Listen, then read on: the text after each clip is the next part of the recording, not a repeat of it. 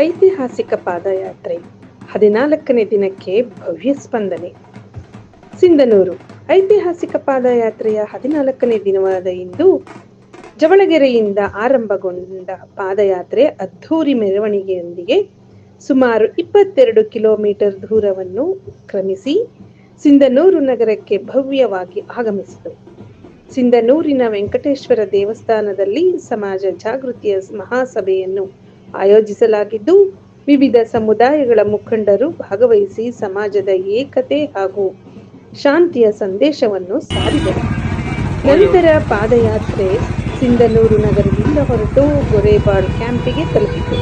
ಈ ಕಾರ್ಯಕ್ರಮದಲ್ಲಿ ಸಿಂಧನೂರು ತಾಲೂಕಿನ ಶಾಸಕರ ಸುಪುತ್ರರಾದ ಶ್ರೀ ಬಾಬುಗೌಡರವರು, ಮಾಜಿ ಸಚಿವ ಸುಪುತ್ರರಾದ ಶ್ರೀ ಬಿ ಚಂದ್ರನಾಡಗೌಡರವರು, ವಿಧಾನ ಪರಿಷತ್ ಸದಸ್ಯರಾದ ಸಹೋದರರಾದ ಶ್ರೀ ಸೋಮನಗೌಡರವರು, ಮುಸಲ್ಮಾನ ಸಮುದಾಯದ ಮುಖಂಡರಾದ ಶ್ರೀ ಬಾಬರ್ ಪಾಷಾ ಹಾಗೂ ಶ್ರೀ ಜಿಲಾನಿ ಪಾಷಾ, ಕುರುಬ ಸಮಾಜದ ಮುಖಂಡರಾದ ಶ್ರೀ ಚಂದ್ರಣ್ಣ, ಈಡಿಗ ಸಮಾಜದ ಜಿಲ್ಲಾಧ್ಯಕ್ಷರಾದ ಶ್ರೀ ನರಸನಗೌಡ, ತಾಲೂಕು ಅಧ್ಯಕ್ಷರಾದ ಶ್ರೀ MS ಶ್ರೀನಿವಾಸ್ ಗೌಡ, ಶ್ರೀ ಪದ್ಮನಾಭ ಗೌಡ, ಶ್ರೀ ರಾಜಶೇಖರ್ ಉಪ್ಪಾರ್, ಸಮಾಜದ ಮುಖಂಡರಾದ ಶ್ರೀ ಮರಿಯಪ್ಪ ಉಪ್ಪಾರ್, ಮಾಜಿ ಮುನ್ಸಿಪಾಲಿಟಿ ಅಧ್ಯಕ್ಷರು ಸೇರಿದಂತೆ ಎಲ್ಲ ಹಿಂದುಳಿದ ವರ್ಗಗಳ ಅನೇಕ ಮುಖಂಡರು ಭಾಗವಹಿಸಿದ್ದರು.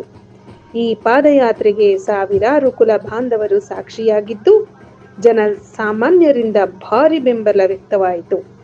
ನಾಳೆ ಗೊರೇಬಾಳ್ ಕ್ಯಾಂಪಿನಿಂದ ಚನ್ನಹಳ್ಳಿ ಕ್ರಾಸ್ ಕಾರಡಿ ಮಾರ್ಗವಾಗಿ ಮರಳಹಳ್ಳಿಗೆ ಪಾದಯಾತ್ರೆ ಮುಂದುವರಿಯಲಿದೆ ಎಂದು ಆಯೋಜಕರು ತಿಳಿಸಿದ್ದಾರೆ.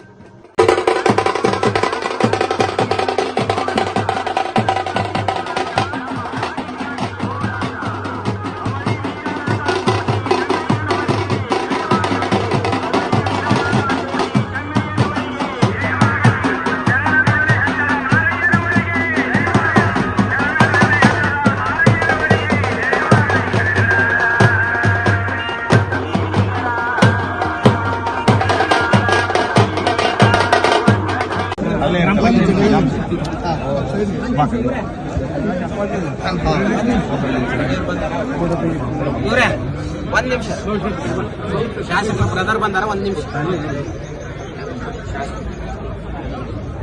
ನಮ್ಮ ವೆಂಕಟರಾವ್ ನಾಡಗೌಡ್ರು ಸಚಿವರು, ಮಾಜಿ ಸಚಿವರು ಅವ್ರ ಬ್ರದರ್ ಚಂದ್ರ ನಾಡಗೌಡ್ರ ಅಂತ ಜಿಲ್ಲಾ ಪಂಚಾಯತ್ ಮೆಂಬರ್. ಬಸರಾಧನಿಗಳು ಅಣ್ಣವ್ರ ಆಗ್ತಾರೆ.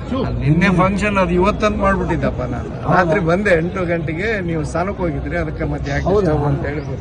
ಬಸ್ ಅಣ್ಣಾರು ಇದ್ರು ಫುಲ್ ಅಲ್ಲ, ಇವತ್ತು ಅನ್ಕೊಂಡ್ಬಿಟ್ಟಿದ್ದೇನೆ. ಹೌದಾ? ಫಂಕ್ಷನ್ ಇವತ್ತು ಅನ್ಕೊಂಡು ನಾನು ಇಲ್ಲ, ಗೊತ್ತಾಗಿಲ್ಲ, ಸ್ವಲ್ಪ ಕನ್ಫ್ಯೂಷನ್ ಆಗುತ್ತೆ. ಫೋಟೋ ಅಣ್ಣ ಇವತ್ತು ಬೆಳಿಗ್ಗೆ ಎಲ್ಲ ಮಾಡಿಸಿ, ನಾಷ್ಟ ಎಲ್ಲ ಮಾಡಿಸಿ ಹೋಗ್ಯಾರ. ಯಾರೆಲ್ಲ ಸ್ನೇಹಿತರು